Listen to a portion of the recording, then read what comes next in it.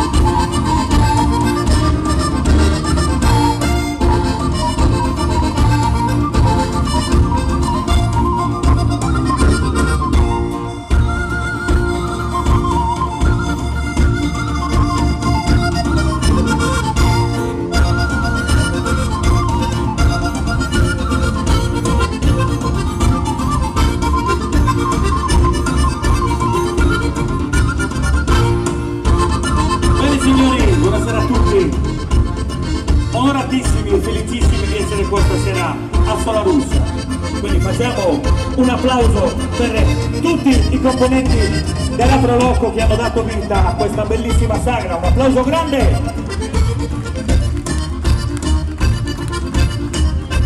Facciamo un applauso per tutti coloro che sono questa sera i protagonisti del gruppo a ballare. Partiamo qua, dalla mia destra, da Quartu, Michele Deiana, la Uneda Sessolicu. Basso di Gianluigi Maniada, ma com'è?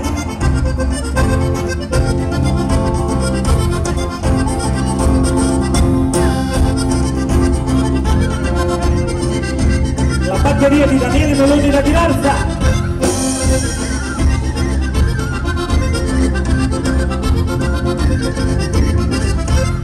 E anche stasera vi selezionate quello che è il suo suono, le sue magiche melodie, le sue magiche note.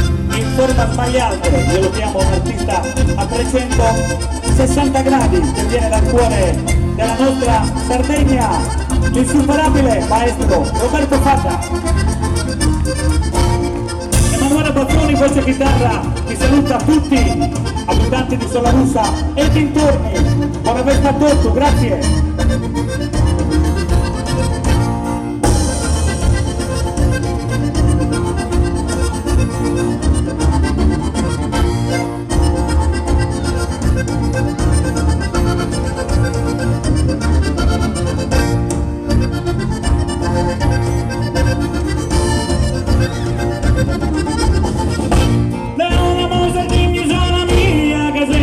Se va triadorada, dentro su coro meio collocada, la ega non è nada ancora via, dentro su coro meio collocada, la ega non è nada ancora via, dilli dighi dighi dighi dera, dilli dighi dighi dighi da, dilli dighi dighi dera, dilli dighi dighi da.